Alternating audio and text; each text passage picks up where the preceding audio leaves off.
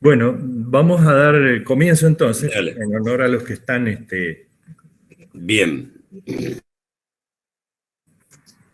De nuevo es una presentación tipo PowerPoint.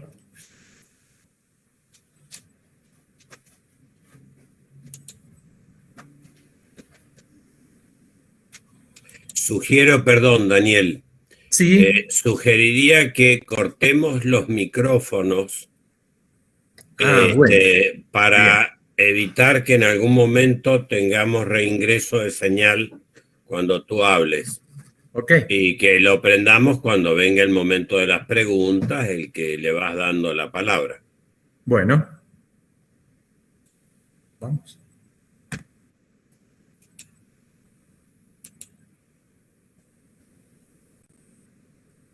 Acá. Acá. Desde el principio. Déjame que yo ya me hago cargo. A ver si lo ve. ¿Lo están viendo bien todos acá? Cierto que no tengo el micrófono, el feedback de ellos. Que alguien te diga si lo están viendo. Daniel, Bueno, se ve bien. ¿Se ve bien? Bien. Entonces, a ver. Acá me sale, Silvia, una pantallita que me gustaría sacarla. A ver, ocultar por ahí. ¿Ocultar esto? Sí, ahí. Bien, entonces, recordemos que el objetivo de este curso inicialmente ha sido un curso dirigido al público en general. Y lo que me gustaría, el objetivo fundamental de este curso, es que a través de él aprendan, comprendan, leer artículos que salen a cada rato relacionados con el alcohol y la salud, y en particular el vino y la salud, para que ustedes tengan su propio criterio para poder enfrentar estos artículos y saber de qué están hablando. Entonces, hemos hablado sobre el vino y sus componentes y hoy vamos a dedicarnos al alcohol, fundamentalmente. Yo les decía antes que el tema del alcohol es tan enorme, el vino es una bebida milenaria, entonces hay muchísima bibliografía. Yo voy a tratar de empezar con esta, que fue publicado en la revista Nature del año 2020. Esta revista es muy importante, una de las más prestigiosas en la bibliografía. Y entonces es un poquito pesado y quiero empezar con ella porque así vamos a entender otras cosas. Dice en este artículo que la dependencia del alcohol, DA, es diferente al uso social responsable del alcohol. La dependencia al alcohol es una condición médica, sería el alcoholismo, y es una enfermedad compleja el alcoholismo y heterogénea, causada por la interacción de factores genéticos y ambientales, y se caracteriza por el deseo, tolerancia, preocupación por el alcohol y consumo continuo a pesar de las consecuencias nocivas. Todos sabemos que afecta a todas las clases sociales, que el tratamiento es complejo, que es muy importante el ingreso a Alcohólicos Anónimos. Acá tenemos a Brad Pitt, que he leído recientemente que ingresó de nuevo a Alcohólicos Anónimos. La dependencia al alcohol está relacionada con enfermedades cardíacas, hipertensión y cánceres gastrointestinales. También con trastornos mentales y psiquiátricos como depresión, esquizofrenia, trastorno bipolar, con aumento en el comportamiento antisocial en adultos jóvenes, delitos y accidentes de tránsito. Y en este artículo habla justamente de variantes genéticas que están asociadas y que predisponen con la dependencia al alcohol. Entonces tenemos que entrar un poco en entender qué es lo que son las variantes genéticas para poder entender estos artículos. Y aquí ya quiero hacer una diferencia muy importante. Cuando hablamos del alcohol, no es igual, no es sinónimo que vino. El vino tiene alcohol, pero tiene un montón de compuestos, como lo vimos en la clase inicial. Hay más de 4.000 moléculas ya que han sido caracterizadas. Entonces, el vino no es sinónimo de alcohol y el alcohol no es sinónimo de vino. Acá son estudios de gemelos que estiman que la heredabilidad de los trastornos por consumo de alcohol es de alrededor de un 50%. Fíjense entonces la importancia que tiene la herencia. Tomado como ejemplo un estudio de Cuba del año 2007, en donde se ven gemelos monocigóticos, por ejemplo, tienen los dos genes, son masculino-masculino. Monocigóticos quiere decir que se formaron estos individuos de un solo cigoto, acá está, originado de un solo óvulo y espermatozoide que posteriormente se divide en dos. Estos gemelos homocigóticos son ideales para estudiar las influencias de la herencia en una enfermedad. Y acá vemos que de 10 gemelos que eran masculinos los dos, el 83% desarrollaron alcoholismo. Fíjense ustedes cómo la herencia influye tanto, ¿no? Cuando se estudia poblaciones más grandes, digamos que es un 50%. Entonces esto indudablemente que en el alcoholismo hay algo de herencia. La herencia, que es importantísima, se define como que una célula o organismo adquiere las características físicas, fisiológicas, morfológicas, bioquímicas o conductuales de sus progenitores. Entonces, lo que se transmite en la herencia son los genes. Entonces, ¿qué son los genes? Esto que estoy señalando a la izquierda es una célula. Acá tenemos el citoplasma en amarillo y el núcleo en morado. Entonces, en el núcleo de todas las células del cuerpo se encuentran 23 pares de cromosomas y estos conforman el genoma humano. Acá está toda la información de lo que somos nosotros. Estos cromosomas, que son acá los 23 pares, se ven en el microscopio, así, en esta forma, cuando se va a dividir la célula. Solamente en ese momento. Se condensa de tal manera que se pueden visualizar a través de técnicas especiales de tinción. Y entonces todo el ADN nuestro, el ácido desoxirribonucleico, está compactado de tal manera en los cromosomas que se pueden observar. Si tomamos un fragmento de esto, aquí tenemos los genes, el ADN, y dentro de ello, en un fragmento, está un gen en especial. Este es el que va a dar la información de lo que se va a procesar en el organismo, o sea, la proteína que se va a producir.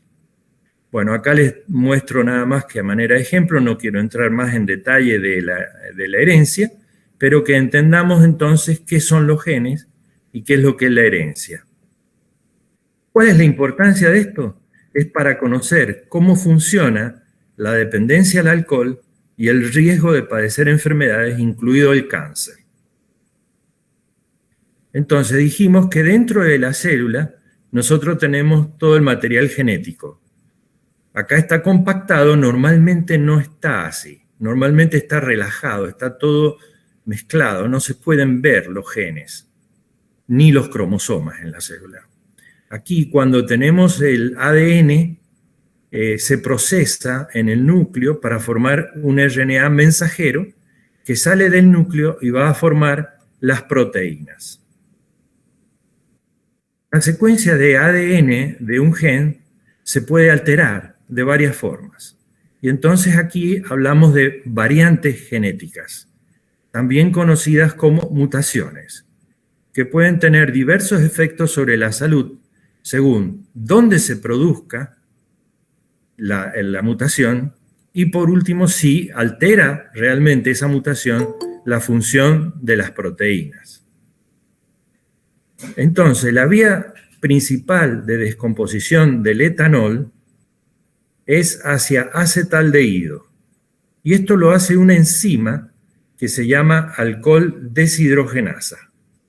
Hay 7 genes que codifican para las isoenzimas del alcohol deshidrogenasa y están en el cromosoma 4. Perdón, que creo que vamos a salir para dejar entrar más gente, ¿o no? Sí. Sí. Admitir.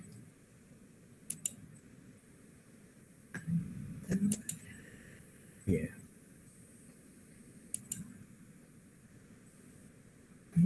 Déjamelo.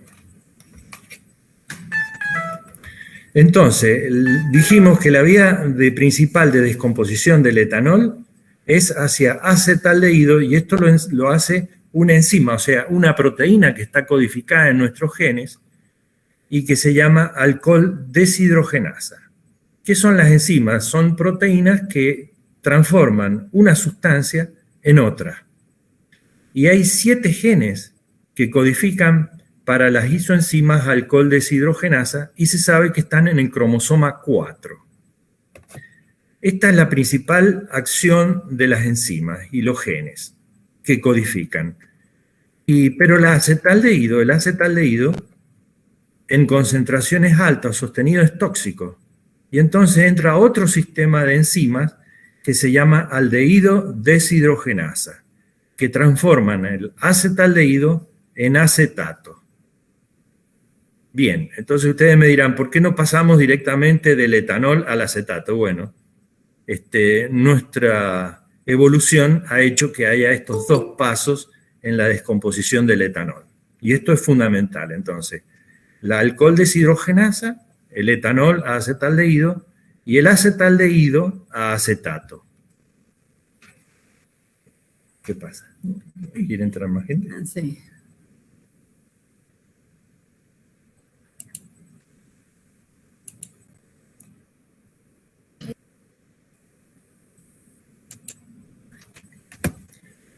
Bien, volvamos a la diapositiva actual.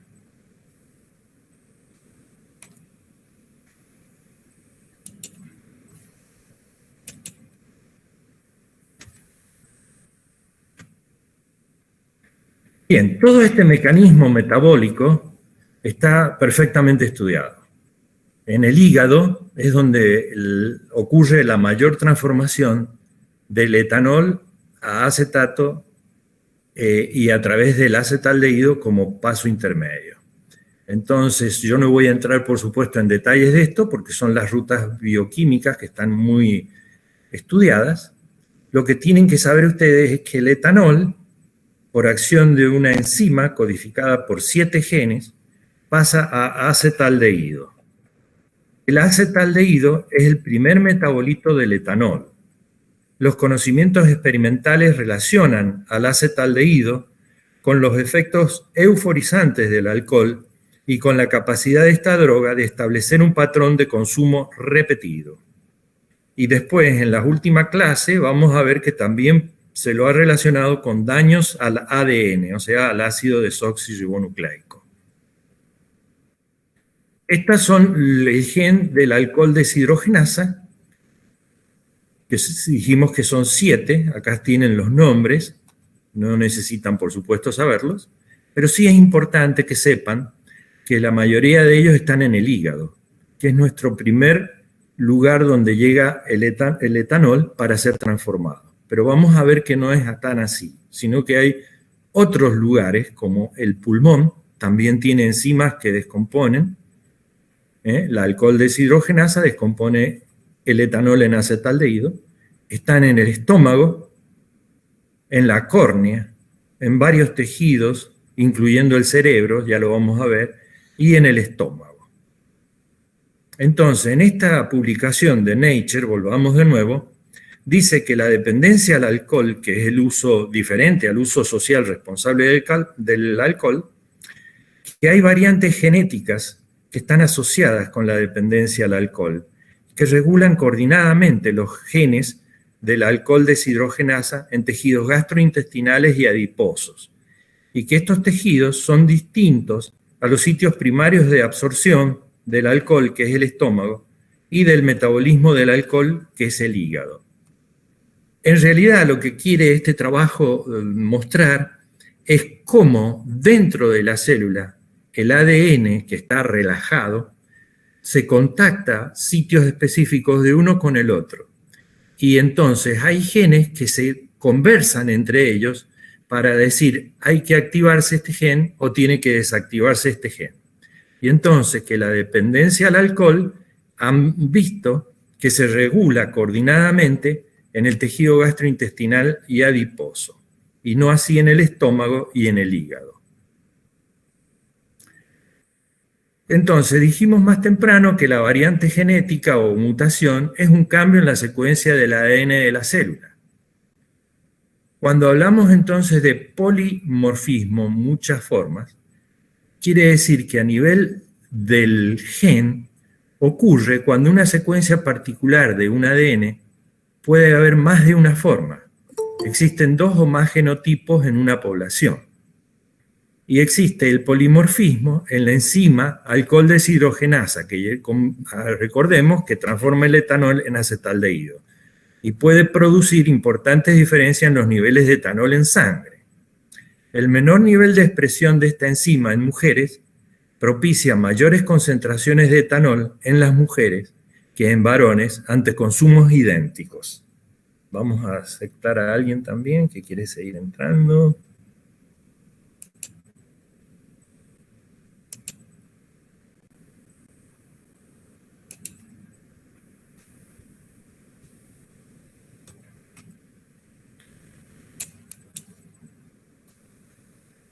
Fíjense ustedes que ya entonces acá es algo importante. Los estudios moleculares están diciéndonos, y genéticos, que hay diferencias en los genes entre el hombre y la mujer. Hay un nivel menor de expresión de esta enzima en mujeres, lo que propicia que mayores concentraciones de etanol se encuentren en las mujeres que en varones ante consumos idénticos. También existen diferencias raciales, constatándose de una menor actividad de la alcohol deshidrogenasa en la mucosa gástrica de los orientales respecto de los caucásicos. Entonces, ¿qué es lo que es la epigenética que probablemente ustedes hayan escuchado? Son los mecanismos que regulan la expresión de los genes sin una modificación en la secuencia del ADN que los compone.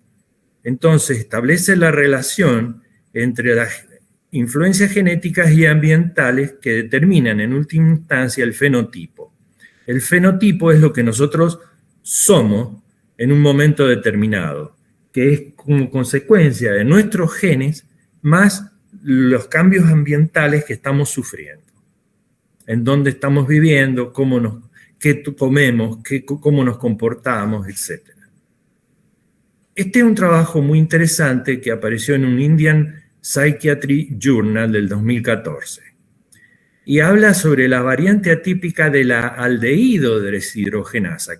Ya vimos que había variantes en la alcohol deshidrogenasa, pero también hay en la aldehído deshidrogenasa que transformaba el acetaldehído en acetato. Y si hay variantes atípicas en la aldehído deshidrogenasa, ¿quién se junta? El acetaldehído, se forman más niveles en el cuerpo. Y estas alteraciones atípicas se encuentran en la población japonesa con una frecuencia del 50%, mientras que es rara en los europeos. Entonces, el aumento de niveles de acetaldehído se asocia con el enrojecimiento en la cara y en la piel, da sensación de ardor y malestar general por los altos niveles de acetaldehído, y colectivamente se llama fenómeno de enrojecimiento. La presencia de variantes atípicas en una persona puede influir en la vulnerabilidad a la dependencia al alcohol. Acá estamos mostrando justamente una persona japonesa antes y después de tomar alcohol. También se puede dar en caucásicos. Entonces, si ustedes llegan a tener este enrojecimiento de la cara después de tomar alcohol, ya es una advertencia de que algo anda mal en sus genes. Entonces, hay un artículo que sugería que antes de tomar alcohol, usted consulte con su médico. Y esto parece algo exorbitante, como diciendo, es una exageración. El doctor Sioka quiere que todos le consulten para ver si van a poder tomar alcohol. Bueno, en realidad debería hacerse. Fíjense que el médico, aparte de hacer el examen clínico de laboratorio, por ejemplo, si este señor que consulta viene con un hígado graso, con cirrosis, hipertensión, yo le voy a decir obviamente que no tome alcohol. Pero ahora tenemos estudios genéticos. Entonces, en aparente estado de estar sano una persona, se le podría hoy en día hacer un estudio genético y en base a eso aconsejarle si puede o no tomar alcohol. Fíjense este estudio. Este estudio lo hizo un consorcio internacional de investigaciones que estudiaron todo el genoma. Nosotros tenemos más o menos 30.000 genes y se pueden estudiar todos. El objetivo fue identificar variantes genéticas comunes que subyacen al riesgo de desarrollar lo que se llama una cirrosis asociada al alcohol. Esta cirrosis, solo una minoría de los grandes bebedores progresan a esta cirrosis. El estudio se publicó en Hepatology, este es el título del trabajo, en el 2021. Analizaron datos de más de 1.000 sujetos de ascendencia europea con cirrosis asociada al alcohol y con 614 sujetos que bebían mucho, pero sin tener enfermedad hepática conocida de Australia, Estados Unidos, Reino Unido y 3 países de Europa.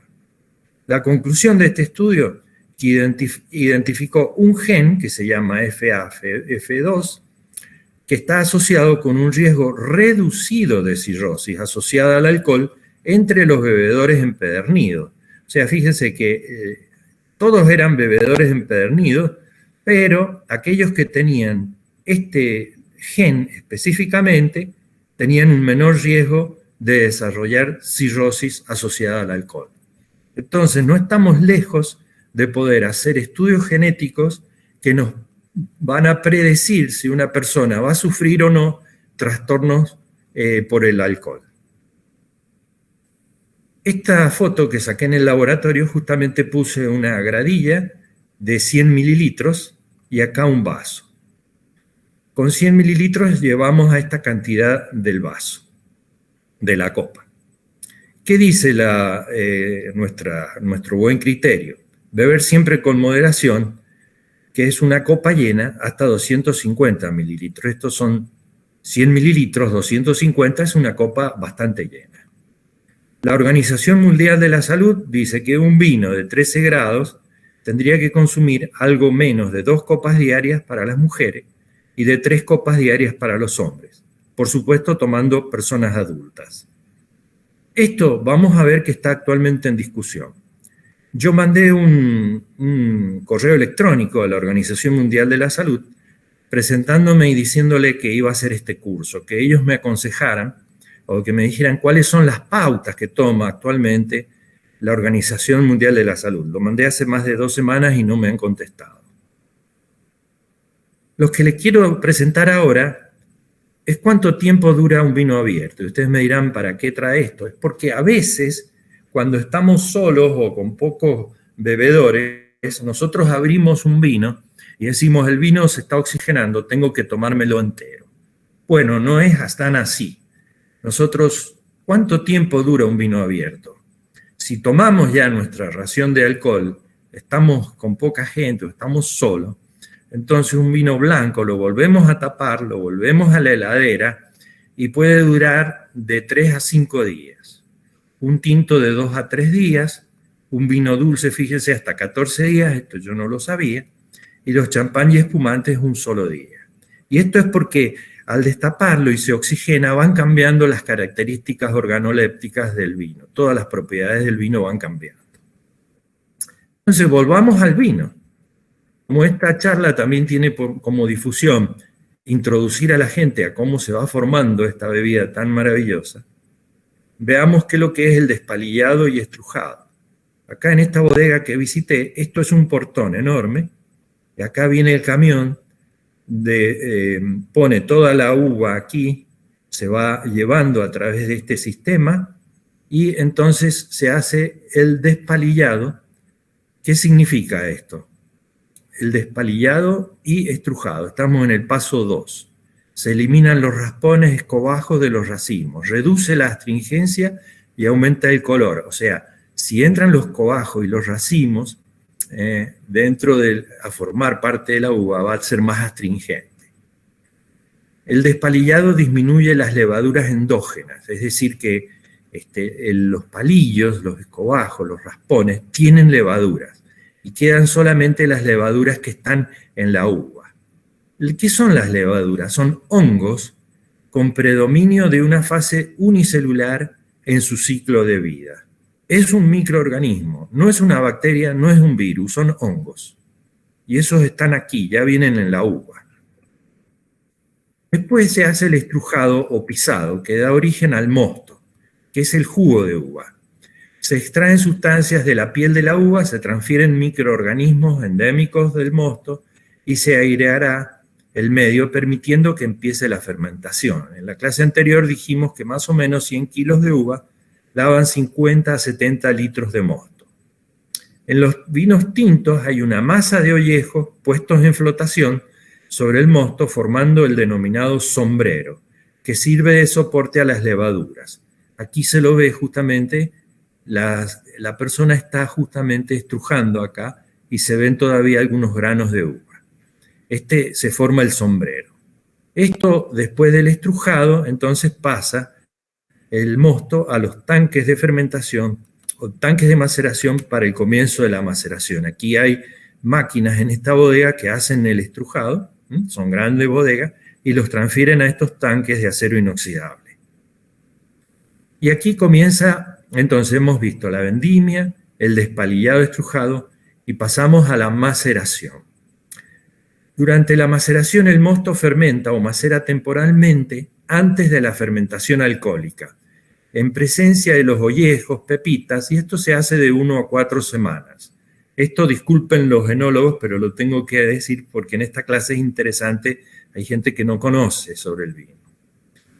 Se hace la extracción de componentes contenidos en la parte sólida tras el estrujado y es esencial para la extracción de aromas, taninos y color. Esta es la principal diferencia en el proceso entre vinos blancos y tintos.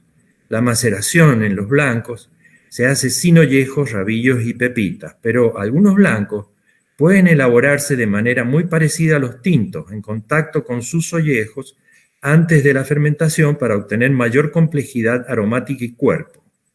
Las uvas blancas, recuerdan, tenemos el Chardonnay, Moscatel, Sauvignon Blanc, Pinot Blanc, etc. Entonces acá estamos en la maceración. El próximo paso es la fermentación alcohólica. Durante este proceso se hace lo que se llama remontado.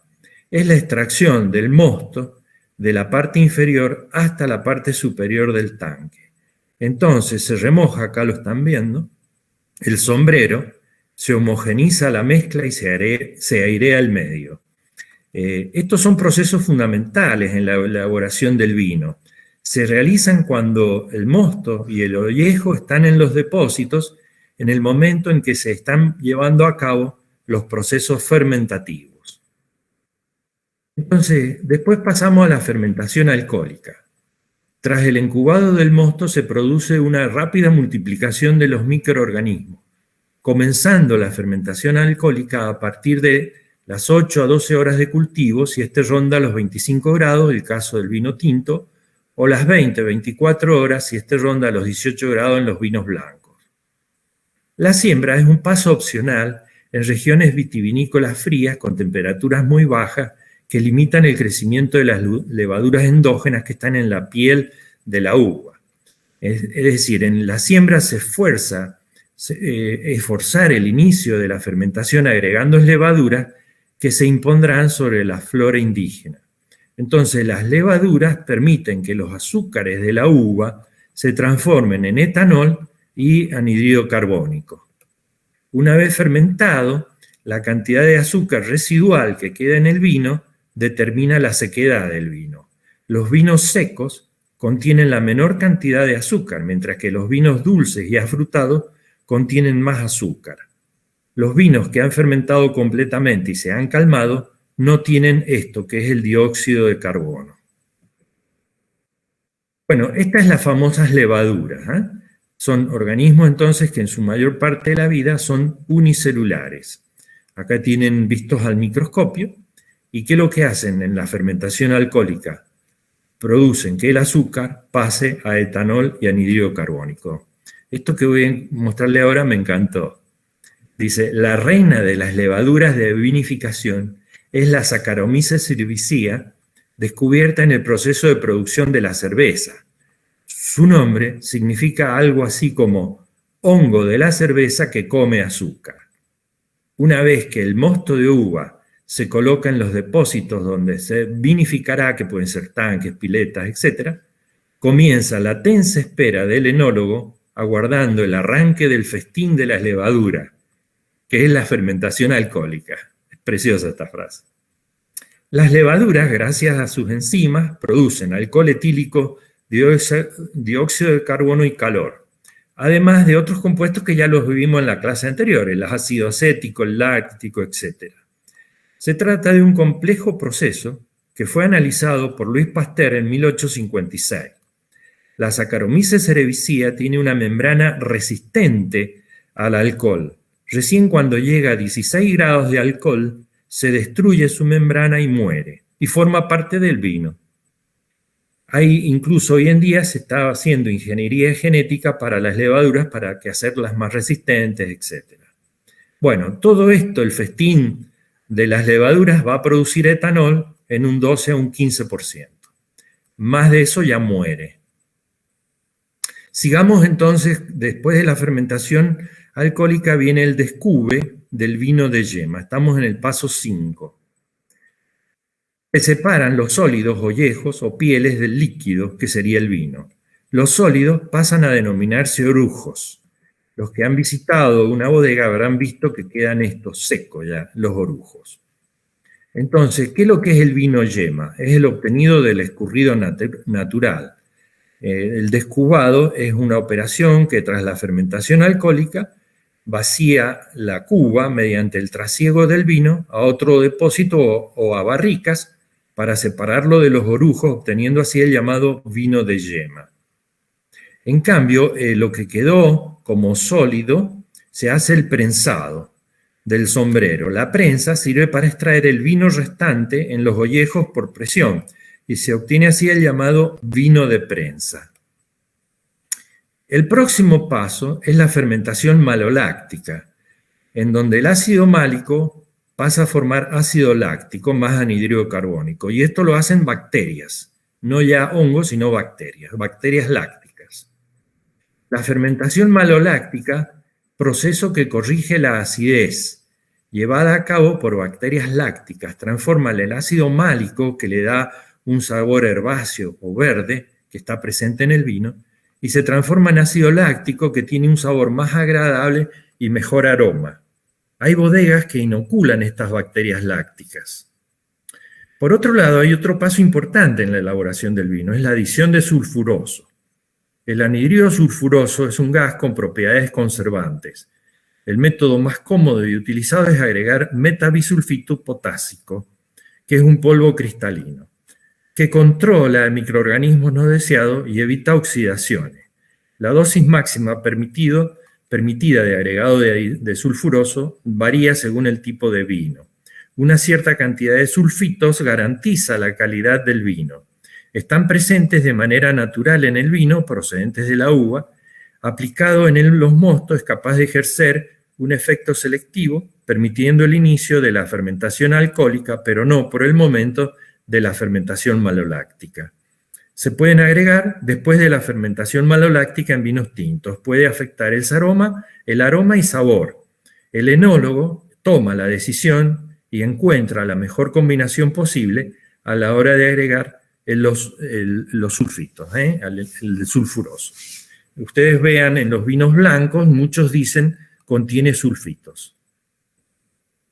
Bueno, llegamos al segundo alcohol en cantidad que se genera en el proceso del vino, que es el glicerol.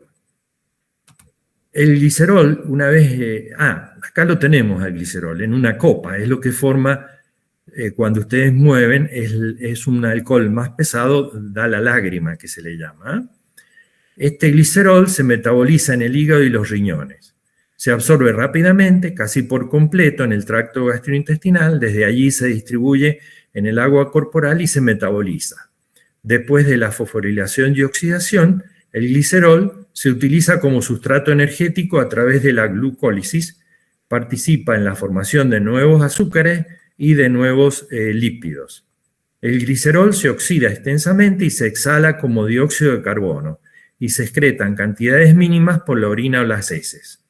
La Organización Mundial de la Salud hizo un panel de expertos que hizo una reevaluación del glicerol como aditivo en en los alimentos en el 2017, y este panel de expertos llegó a la conclusión de que la exposición al glicerol a través de fuentes naturales, incluyendo el vino y la miel, no generó preocupación con respecto a la genotoxicidad, carcinogenicidad, no genera toxicidad. Bueno, vamos a hablar enseguida más del alcohol etílico o etanol. Ya hemos hablado de la glicerina o glicerol, y ahora vamos a hablar de otro alcohol que también hay en el vino, que es el alcohol metílico o metanol. Este es altamente tóxico y mortal. Las cantidades que poseen los vinos son inofensivas para el ser humano. El contenido de alcohol metílico está reglamentado y fiscalizado permanentemente. El alcohol metílico es oxidado en el hígado a través de la enzima, ¿cuál? La alcohol deshidrogenasa, que es la misma que transforma el alcohol etílico. Pero acá, en vez de dar lo que vimos antes, genera formaldehído y ácido fórmico. El formaldehído es el formol que usamos nosotros para conservar los tejidos, que usa el patólogo para matar y conservar. Fíjense lo que va a formar el metílico. Y transforma, otra es el ácido fórmico, que lo vimos en la clase anterior, que es un ácido que es el veneno que tienen las hormigas. Ojo con la intoxicación. Cuando se hubo en San Juan, años atrás, dice, hace 29 años murieron 29 personas a través de que se introdujo alcohol metílico por error o lo que sea, en los vinos que se llamaban vinos Mancero y Soy Cuyano. Y entonces, hace 29 años, este fue el responsable de 29 muertes. Bueno, también hay otros alcoholes superiores que se forman, entre ellos se encuentran eritritol, arabinol, etc., pero ya no tienen importancia para esta disertación. ¿Cuándo comenzamos a consumir alcohol? Esto lo conversé con gente joven, y el comienzo en nuestra sociedad es en la adolescencia temprana. ¿Y por qué lo hace? Generalmente un chico de 13, 14 años empieza por presión social, es decir, porque sus compañeros, sus amigos toman alcohol y él no puede quedar sin tomar alcohol. Es como, también lo toma como facilitador de las interacciones sociales, en las previas de reuniones sociales, de ir a boliches o festivales. El rol que tiene importante aquí es la condición socioeconómica. En Argentina lo que más se toma en las previas es la cerveza, es lo más barato. El Fernet con coca, que es lo que está más de moda, no es que sea más barato. También se pueden tomar vino mezclado con bebidas gaseosas, y ya más adelante vodka o energizante, que están muy de moda. También se toma como una vía de escape de problemas en el hogar. ¿Por qué es peligroso el consumo de alcohol antes de los 18 años? Porque no tenemos los sistemas enzimáticos bien desarrollados todavía, y afecta sobre todo el cerebro. Puede producir destrucción de células. Los padres deben estar atentos a los cambios en el comportamiento de los hijos, tienen que dar una mejor educación y dar el ejemplo. Y por último, el vino entra como acompañante de las comidas. Ya no estamos hablando de alcohol, sino el vino. El vino, entonces, es poco lo que beben los jóvenes, es más otras bebidas alcohólicas. Acá hay un trabajo interesante para ustedes que es en el Indian Psychiatry Journal del 2014.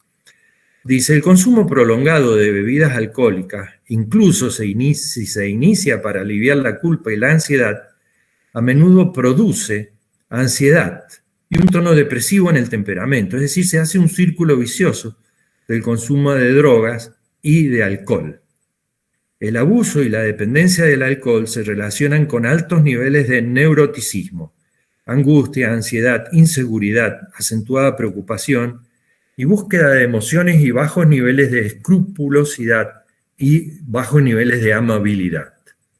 Los investigadores han descubierto que las características de la personalidad también son hereditarias. Los rasgos de personalidad de neuroticismo, extraversión, apertura y búsqueda de sensaciones fueron significativamente más altos en comparación con los controles. Pero acá de nuevo enfatizo que el vino no es igual que el alcohol. Cuando hablamos de vino, no es alcohol. tiene alcohol, pero no es sinónimo. El vino tiene una imagen social más positiva que otras bebidas alcohólicas. La Organización Mundial de la Salud dice que en el año 2016, que fue lo que pude encontrar, que las fracciones de causas de muerte determinadas por el alcohol o relacionadas con el alcohol, fíjense, la cirrosis hepática estaba incluida en un 48%, las afecciones de la faringe en un 31%. Pero fíjense, yo he señalado acá con flechas todas estas que tienen una causa común, que son traumatismos causados por el tránsito, autoagresión, violencia interpersonal, exposición a fuerzas mecánicas, como puede ser un operador que está tomando en demasía, y otros traumatismos involuntarios. Todo esto lleva entonces, fíjense que a casi al 70-80% de causas de muerte atribuibles al alcohol. La Organización Mundial de la Salud consultó a los países que son miembros y 97 de ellos respondieron que tienen un límite máximo permisible de concentración de alcohol en sangre para evitar la conducción en estado de ebriedad. Sin embargo, 37 países, en vez de tener un límite de 0,5, tienen 0,8. Y 31 países no tienen ningún límite. El etanol, entonces, entra a través al torrente sanguíneo desde la cavidad oral misma, desde el mismo momento en que está en la boca, el esófago, el estómago y los intestinos. El tiempo que permanece en el estómago produce un retraso en la absorción desde el intestino, que es donde más se absorbe.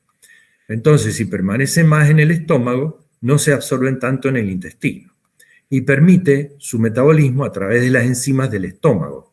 Esta latencia hacia el intestino se ve incrementada por la presencia de comida. Desde allí pasa la sangre más rápido por la gasificación de las bebidas alcohólicas. Cuando nosotros tomamos, por ejemplo, champán, te pega, por decirlo así, más rápido el alcohol, porque está en burbujas y es más rápido absorbido. O por la administración de bebidas alcohólicas concurrentemente con antagonistas de receptores histaminérgico H2, que son, bueno, esta es una condición médica que es utilizada en el tratamiento de úlceras estomacales. Por supuesto que a una persona que tiene una úlcera no le vamos a decir que tome alcohol. Bueno, lo mejor es tomar vino con alimentos, y más, sobre todo, si es la dieta mediterránea. Es la asociación de vino con una buena alimentación. ¿Qué es lo que hace? Promueve el consumo más lento de los alimentos, permitiendo mecanismos de biorretroalimentación para regular la ingesta de alimentos. Nosotros, al tomar vino en las comidas, comemos más lento, nos damos más el placer de comer, y entonces permitimos que los factores químicos que elabora nuestro estómago vayan a nuestro cerebro, indicándole que ya estamos en estado de saciedad, que no sigamos comiendo. Además, el consumo de vino promueve un estilo de vida más relajado, algo cada vez más valioso en nuestra ajetreada sociedad. Esto la Organización Internacional Vitivinícola del abril del 2022 dice: el consumo de cápita por vino en el mundo en el 2021. El primero que consume es Portugal, litros por persona por país. El segundo es Francia, Italia, Suiza, etc. Argentina está por acá en el puesto número 15. En otro trabajo vi que en realidad el primer país consumidor de vino en el mundo es el Vaticano. No es porque los curas tomen mucho, por supuesto que toman durante las misas, se supone, pero también han de tomar bastante. El problema es que es un país muy pequeño y no tienen niños. Entonces, cuando uno hace per cápita, litros por persona, el primero que salta es el Vaticano. Pero países más grandes, el primero es Portugal. Las concentraciones de etanol en los fluidos corporales poseen importantes implicancias a nivel social, penal y médico forense. Es fundamental para delimitar la responsabilidad del individuo ante un gran número de circunstancias en sangre o en el aire exhalado.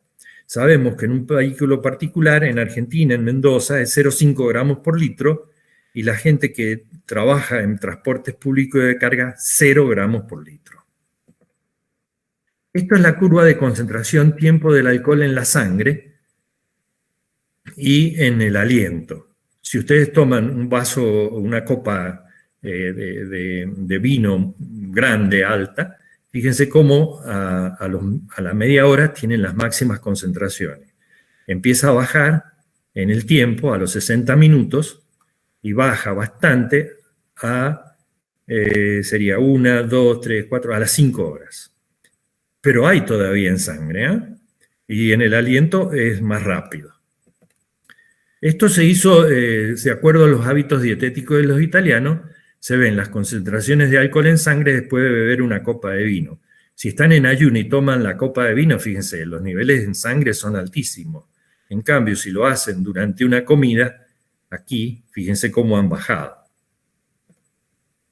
El consumo de tabaco concurrente con el alcohol lleva a una reducción en la concentración máxima de etanol, posiblemente porque enlentece el tránsito del etanol desde el estómago al intestino. En el organismo él se distribuye con mayor facilidad en medios acuosos que en los lípidos. Medio acuoso, por ejemplo, los músculos. Hay diferencia en la distribución del etanol entre dos individuos con diferente proporción de grasa corporal, el hombre y la mujer. Debido a las diferencias genéticas entre hombres y mujeres, en la cantidad de grasa, el volumen de distribución del etanol será diferente en cada caso. Este hecho, junto con la tendencia a un menor peso corporal de las mujeres, provoca mayores niveles de etanol en sangre en las mujeres ante un mismo consumo de etanol. Ya vimos que había un metabolismo distinto en la mujer debido a que tienen distinta cantidad de la alcohol deshidrogenasa. Con la edad hay un incremento en la grasa corporal que se observa con la edad, que produce que ante el consumo de la misma cantidad de etanol, las concentraciones séricas de etanol sean mayores en personas de mayor edad. Ojo, Paul. Bueno, acá tenemos este trabajo que apareció en abril del 2022. Dice, mujeres y alcohol, limitaciones en las guías cardiovasculares. Está hecho por un equipo multidisciplinario. Acá hay un doctor, Adrián Baranchuk, que lo vamos a mencionar enseguida. Y en esta revisión que ellos hacen, encontramos evidencia experimental y epidemiológica insuficiente para concluir que las mujeres deberían tener un límite de consumo diario de alcohol reducido en comparación con los hombres. Se requieren más estudios para determinar si existen diferencias específicas de sexo en el metabolismo del alcohol y su impacto cardiovascular relacionado. Yo, en base a lo que les decía antes, creo que este artículo no está bien. Acá salió en página 12, en junio del 2022, el doctor Baranchuk, presidente electo de la Sociedad Interamericana de Cardiología, sostiene que en su justa medida, entre 10 y 12 copas de vino por semana, con 2 días sin consumir en el medio, el vino es beneficioso para la salud.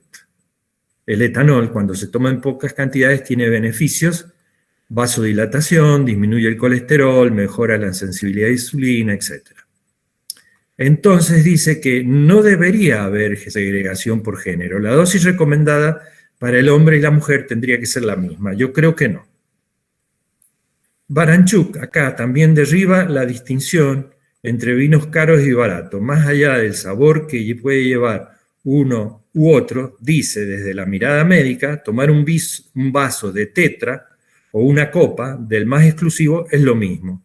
Yo también estoy en desacuerdo acá con esto. Lo que sí estoy de acuerdo es esto. Si le digo a un paciente que no tome un vaso de vino, tendría que decirle también que vaya a vivir al campo, que no coma alimentos ultraprocesados y mucho más. Claro que aumenta la probabilidad de que se enferme, pero hay que insertarlo en un contexto social y económico donde uno acepta ciertos riesgos de morir o tener una enfermedad producto de llevar la vida que quiere llevar. En el hígado, que está muy estudiado, los procesos para descomponer el alcohol producen químicos altamente tóxicos. Estos químicos activan la inflamación alterando los hepatocitos. Entonces, los efectos nocivos del alcohol en el hígado provocan 3 síndromes evolutivos. El hígado graso, en donde la célula hepática va transformándose por gotas de lípidos adentro en una célula grasa. La hepatitis alcohólica y la cirrosis hepática. Nosotros podemos llegar al hígado graso, en algunos casos de prepo. Acá, por ejemplo, todos hemos probado el foie gras y acá le están, pobre pato o ganso, introduciéndole a la fuerza comidas grasas para que tenga el hígado graso. Y otros lo hacemos por elección, tomando mucha bebida alcohólica. ¿Qué hace el alcohol en el cerebro?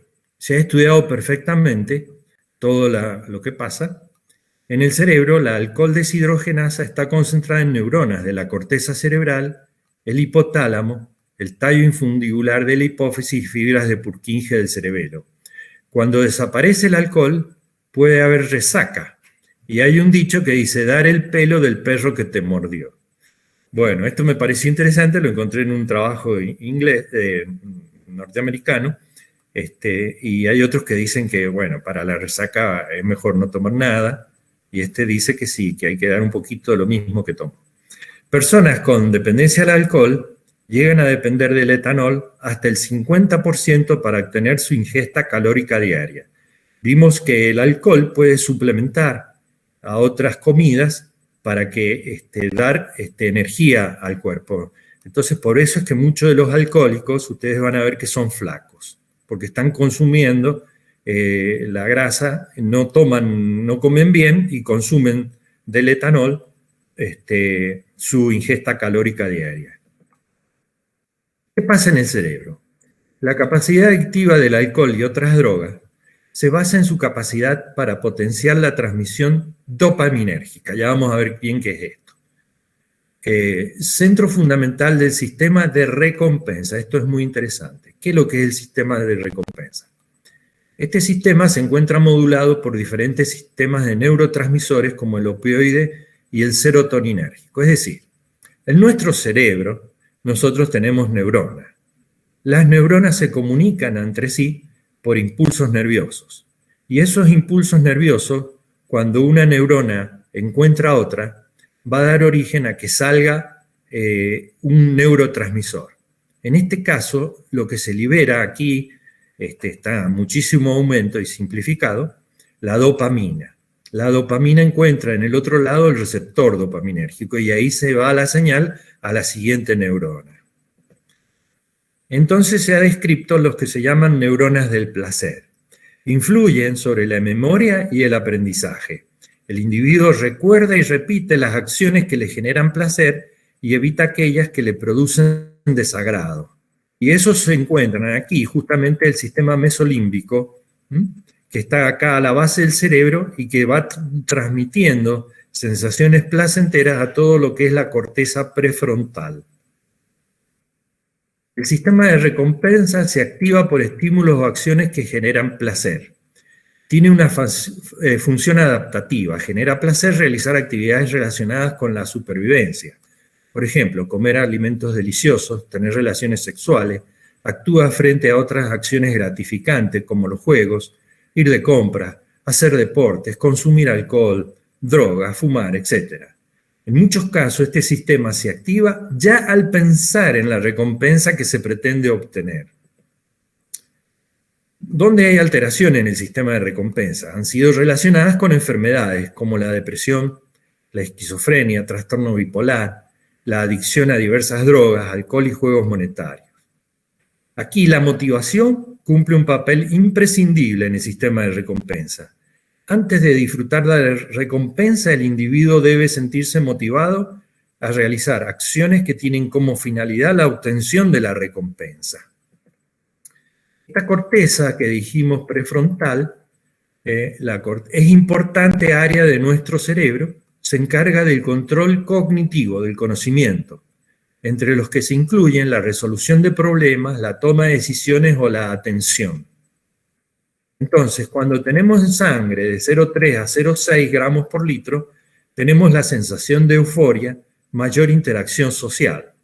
Cuando pasamos de 0,6 a 1, la euforia lleva a la desinhibición y esto lleva a una seria alteración del autocontrol y de la capacidad valorativa del sujeto. de 1 a 1,5, que puede alcanzarse con consumo de etanol considerado socialmente aceptable, se llega a un importante descenso de la ejecución psicomotora y la articulación del habla, y mayores niveles ya llevan a dificultades posturales. Entonces, ¿la solución sería el vino sin alcohol? O Paul me decía desalcoholizado, que no es lo mismo. José Galante, un enólogo contradictorio en Argentina, dice: el vino sin alcohol no presenta el cuerpo, la estructura ni el volumen de un vino tradicional. El vino sin alcohol pierde su esencia. Y aquí Martín Hinojosa, que es presidente del Instituto Nacional de Vitivinicultura, dice: ¿y el café descafeinado deja de ser café? Entonces el funcionario es uno de los impulsores del proyecto para modificar la reglamentación que permitirá producir en Argentina vino alcohol free. El objetivo es atraer nuevos consumidores. No es jugo de uva. El vino sin alcohol primero es vino y luego es sometido a un proceso de desalcoholizarlo. Por razones de salud, gustos o alimentación light, son muchos los argentinos que no beben vino. Una encuesta de la consultora W difundida por Coviar mostró que el 27% de los hombres y el 37% de las mujeres no consumían alcohol. Y dice: no podemos ir contra el mercado abstemio. Es para una sociedad joven, sana, madura y libre de alcohol. Ya hay vino sin alcohol en otros países. Esto es lo sacado de un libro, se llama Wine Science, del 2020. Todo esto que voy a mostrar está con citas altamente especificadas y que yo no las he puesto acá para no alargar las cosas. Dice: el beneficio más claramente establecido del consumo de alcohol en forma moderada, especialmente de vino, se relaciona con casi el 30-35% en la reducción en la tasa de enfermedades, de mortalidad por enfermedades cardiovasculares. El consumo diario de alcohol reduce la incidencia de hipertensión, infarto, accidente cerebrovascular y enfermedad arterial periférica. Los que consumen vino moderadamente viven en promedio de 2,5 a 3,5 años más que los abstemios y considerablemente más que los grandes bebedores. Se discute si es el etanol del vino o son los compuestos fenólicos. Las procianidinas, por ejemplo, principalmente están en los vinos tintos, son efectivos en la supresión de la producción de endotelina 1, que está implicada en la arteriosclerosis. La arteriosclerosis parece ser parcialmente reversible. Hay que eliminar factores de riesgo, como ser el fumar, la hipertensión, altas fuentes dietéticas de colesterol e infecciones. Parte del proceso de reversión implica la acción de lipoproteínas de alta densidad, high density lipoprotein. De las dos formas principales, el etanol aumenta la presencia de la HDL3, mientras que el ejercicio aumenta la HDL2. El efecto del etanol en la concentración de HL2, de HL, aparece independientemente del tipo de bebida. Cualquiera de las formas de HL favorece la eliminación del colesterol de las arterias, transfiriéndolo al hígado para su metabolismo. Entonces, estos ya son estudios muy bien hechos donde hablan sobre el vino y el alcohol, cómo influyen positivamente en enfermedades cardiovasculares. Acá en una revista, en una difusión española, dice: adiós a la cerveza y el vino. Esto apareció hace poco, en abril del 2022. Dice, en España: las enfermedades cardiovasculares que afectan a los españoles son la cardiopatía isquémica, la insuficiencia cardíaca, enfermedades valvulares y las arritmias. Fueron la primera causa de muerte en España en el 2020, con 119.000 fallecidos. Además, es una de las primeras causas de ingreso hospitalario. Para frenar esta epidemia, el Ministerio de Sanidad presentará hoy, el 27 de abril de 2022, en el Pleno del Consejo Interterritorial, la Estrategia de Salud Cardiovascular del Sistema Nacional de Salud. El objetivo es mejorar el nivel de salud cardiovascular de la población mediante un abordaje integral que facilite la adopción de estilo de vida y entornos saludables. Sin embargo, esta medida, adiós a la cerveza y el vino, ha recibido crítica desde la comunidad científica, como la Sociedad Española de Cardiología. Dice, los expertos desmienten entonces que una copa de vino diaria sea beneficiosa. El alcohol tiene riesgos, cada uno decide si los asume. La Sociedad Europea de Cardiología dice, no se puede recomendar el alcohol para prevenir enfermedades. Se señala que los estudios de aleatorización mendeliana no apoyan los efectos aparentemente protectores contra la enfermedad cardiovascular del consumo moderado de alcohol frente a no consumirlo, sugiriendo que el menor riesgo de enfermedad cardiovascular se encuentra en abstemios y que cualquier cantidad de alcohol uniformemente aumenta la presión sanguínea y el índice de masa corporal. Estos datos desafían el concepto de que el consumo moderado de alcohol se asocia universalmente con un riesgo menor de enfermedad cardiovascular. El presidente de la Sociedad Española de Cardiología, Julián Pérez Villacastín, defendió en una entrevista a ABC de que no hay nada mejor que una copa de vino con la comida. El gobierno en ningún momento ha planeado prohibir el vino ni la cerveza. Dice él, yo creo que hay que ver las declaraciones en el contexto de lo que ha ocurrido. Cuando se ha dicho que si se prohibía o no en los menús el vino o la cerveza, y que se ha producido una reacción que ha llegado a que incluso algunos políticos hagan declaraciones un poco fuera de la evidencia científica. Bueno, acá estoy con mi señora tomando en una bodega una rica picada con un vino, en este caso blanco dulce. Y compartimos la copa, para que vean. La mitad la tomé yo y el otro la va a tomar ella. Entonces, el vino reduce el efecto de una conocida enfermedad. Investigadores de la Escuela de Salud Pública y Medicina Tropical de la Universidad de Tulane, en Estados Unidos, han desarrollado evidencia que vincula el consumo moderado de alcohol durante las comidas con un menor riesgo de diabetes tipo 2. Esto lo ha dicho el doctor Hao Ma. Esto es de abril del 2022. Es una recopilación del Biobanco del Reino Unido. Estudiaron más de 300.000 personas durante 11 años. De esos pacientes que bebían vinos durante las comidas, alrededor de 8.600 desarrollaron diabetes. Los niveles moderados en el consumo de cualquier bebida alcohólica, por ejemplo, 1 o 2 copas de vino con la comida cada día, esas personas tenían menos posibilidad de desarrollar diabetes. El especialista Ma, el doctor Hao Ma, dice, esto podría atribuirse a otros factores, no solamente a la consumición del vino. La mayoría de los bebedores de vino también comen bien y hacen ejercicio con regularidad. También podría deberse a los polifenoles del vino, que son beneficiosos para la salud. Acá tenemos dos tipos de grasa. No grasa, sino la grasa o el tejido adiposo es el mismo, pero acá se acumula a nivel subcutáneo debajo de la piel y es la grasa que forma los rollitos nosotros.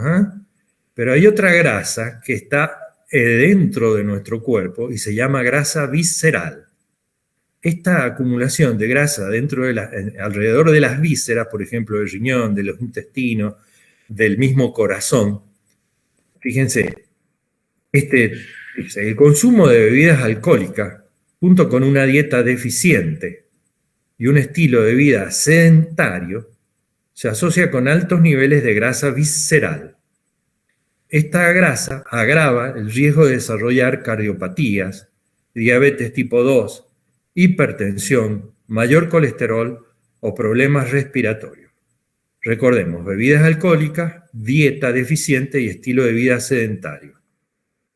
Un equipo de investigación coordinado por Brittany Larsen de la Universidad Estatal de Iowa analizaron los datos de 1.869 participantes en el Reino Unido, todos blancos, con edades de 40 a 80 años, 59% hombres, que revelaron información sobre su estilo de vida, consumo de alcohol, actividad física y factores sociodemográficos. A partir de la información de altura, peso y extracción de sangre, analizaron la composición de corporal, adiposidad y la pérdida ósea. Adiposidad y pérdida ósea.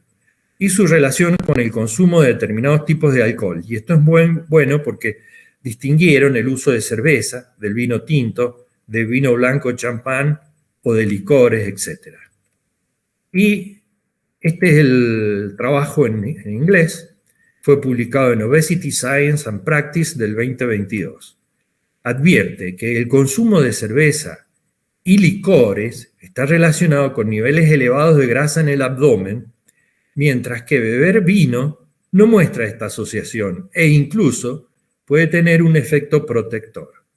El vino tinto puede ayudar a proteger contra la adipogénesis debido a sus efectos antiinflamatorios y eulipidémicos, o sea que transforman la grasa a niveles normales. Además de no influir en el crecimiento de la grasa visceral, los autores encontraron que el vino blanco también parece proporcionar un beneficio adicional para la salud, huesos más densos. Bueno, disculpen que fui un poco rápido, pero era para mantenerme en el tiempo y me excedí lo mismo. Pero acá termina la disertación, así que estoy abierto. Vamos a seguir con efectos del alcohol, que viene en la próxima clase, y después vamos a seguir. Entonces, acá estamos fin a la presentación y vamos a la parte de preguntas, de comentarios.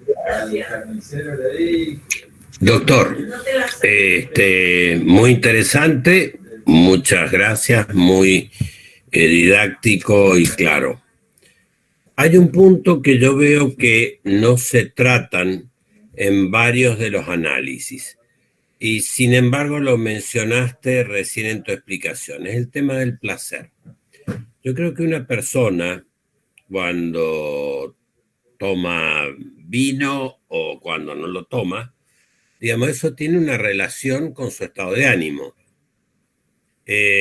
Por eso dicen que el vino está presente en todos los estados de la persona, cuando está triste o cuando está contento, cuando está con amigos o cuando está solo.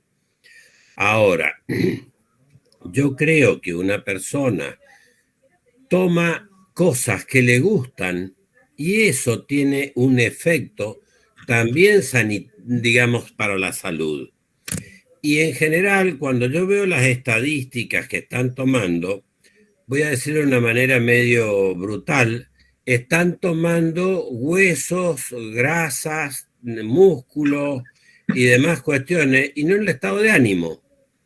Yo creo que una persona que va a comer un asado y le dicen comete un asado con una Coca-Cola, no tiene el mismo estado de ánimo que una persona que se come un asado con un vino, aunque tenga que tomar menos vino. Yo creo que son estados de ánimo diferentes.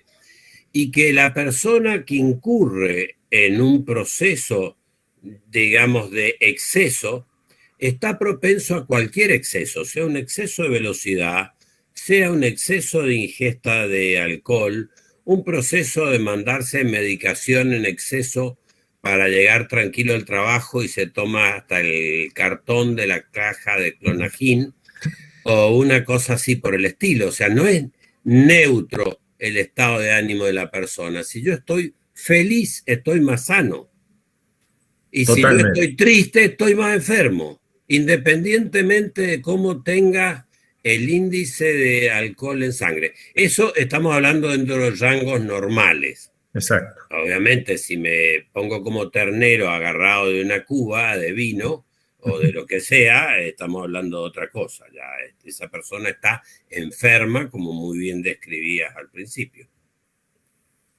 Sí, ¿alguien quiere hacer algún comentario? Estoy de acuerdo con lo que dice Paul, es verdad, totalmente. Doctor, quería hacer una consulta porque usted mencionó sobre estudios genéticos. Si conoce, si se hacen aquí en Mendoza, en algún lugar, esa sería una pregunta. Y la otra es qué relación hay, o si es un mito, el tema de que el vino fija las grasas, que siempre cuando uno va a un nutricionista, lo primero que lo eliminan es el vino, pues se te fija las grasas. Y también si tiene alguna incidencia en la musculación de una persona, porque hay personas que por ahí corren y se ven afectadas por distintas lesiones. Si el vino, en su justa medida, como se ha hablado en la disertación, que una copa o 2 copas por día, afecta eso a aquellas que practican competencias? Esa sería una pregunta, no sé si se entendió bien. Sí, yo no tengo información de eso, la verdad que no, nunca lo había relacionado. Y no sé si alguien tiene información de eso, puede aportar en esto. Puedo estudiar para la próxima, a ver si te contesto algo de eso. Lo otro es que el tejido adiposo el tejido adiposo se fija, o los lípidos se fijan más al tejido adiposo por efectos del alcohol. No es tan así. Fíjense que ustedes el vino, estamos hablando específicamente del vino.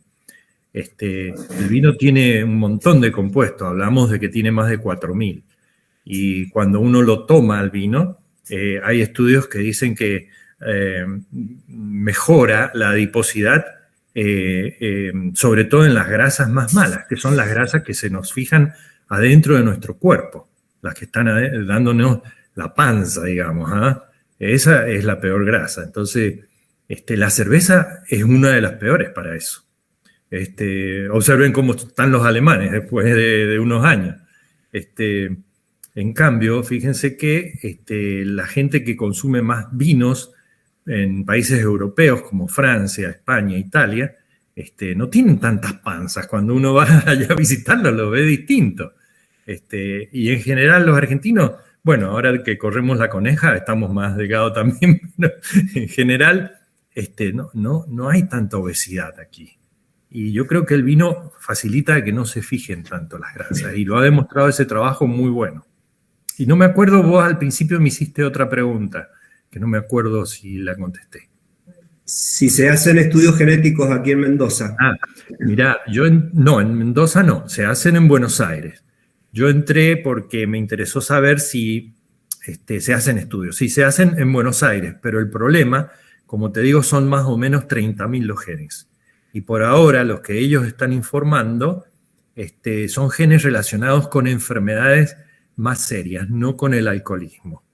Yo no sé si a esta gente uno le pidiera específicamente que te informe sobre los genes que codifican a las enzimas que intervienen en el metabolismo del alcohol. Yo no lo conozco eso. El estudio genético que hacen acá es más o menos, cuesta unos $120, y se hacen en Buenos Aires y te dicen más sobre enfermedades hereditarias, más enfermedades tradicionales, pero no con relación al alcohol. Pero yo creo que vamos a llegar pronto a eso. Es una medicina que estamos a un paso de eso, de poder hacer un estudio genómico y decirle a una persona en particular, mire, usted mejor no tome vino o no tome bebidas alcohólicas, o puede tomar en forma moderada porque su metabolismo está bueno. ¿Puedo preguntar, Daniel? Sí, estamos para eso. Bueno, dos preguntas. La primera, tengo entendido, para compensar un poco lo que dijo Paul, que el vino activa las endorfinas. Me interesaría que me hables un poco de las endorfinas. Y la segunda pregunta es, antiguamente se hablaba de que si vos tomabas una cuchara de aceite, cuando salías de parranda, el vino no te penetraba en el estómago y no te emborrachabas. De la primera pregunta, no he podido ver que haya algo con respecto a las endorfinas hasta ahora. Yo voy a seguir estudiando para la próxima clase, que voy a hablar un poco más sobre el efecto del etanol específicamente. Pero sí, el sistema dopamina es el primero que sale, y que son el sistema relacionado con el placer. Las endorfinas, yo sé que se liberan, por ejemplo, con el ejercicio, con otras actividades, pero no sé específicamente por el vino, pero lo voy a averiguar porque es una pregunta muy importante. Y con respecto a la otra pregunta que me hiciste, era... De la cucharada de aceite... Sí, eso es verdad, porque justamente el primer órgano importante que recibe el alcohol es el estómago, y ahí empieza a absorberse. Y si uno toma una cucharada de aceite, se distribuye en las paredes del estómago, y entonces dificulta, retarda la absorción del alcohol. Sí, eso es verdad. Gracias. No. ¿Algún otro comentario? ¿Aporte? Doctor, una consulta que también son mitos que uno tiene o arrastra de la crianza, que dice Sí. no hay que tomar antibióticos con alcohol. ¿Eso es cierto relación? Dice que no hace efecto el antibiótico a la medicación cuando uno está tomando medicación. ¿Eso es real? Sí, sí. El alcohol, fíjense ustedes, el alcohol, acuérdense que lo primero que llega es al hígado. Y nuestro hígado es la gran fábrica y transformadora de las sustancias que nosotros son absorbidas desde el estómago y del intestino.